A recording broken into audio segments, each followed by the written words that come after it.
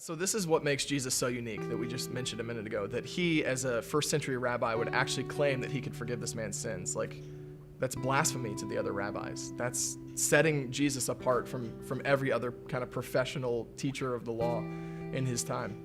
But what makes Jesus able to back that up is the fact that he has this authority. He has this God-given authority because he came here for that very purpose, to forgive sins. Like we think of the end of Matthew's gospel, the Great Commission, where he sends all of the disciples out to go and make more disciples, to go into all the nations and baptize people.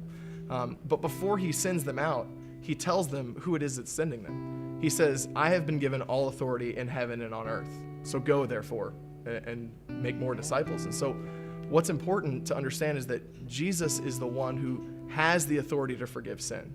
But what's amazing about this text to me is that we're in Mark chapter 2. We're like early on in Jesus' 3-year ministry. Like, he's years away from going to the cross to pay the penalty of sins.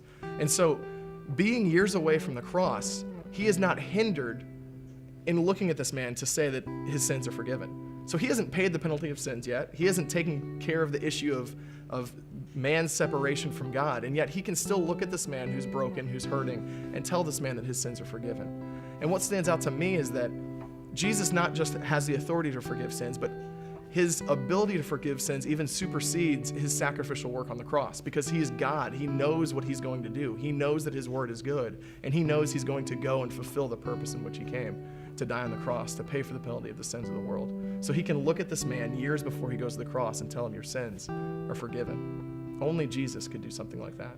Only God could break in and change this man's life and change the course of human history.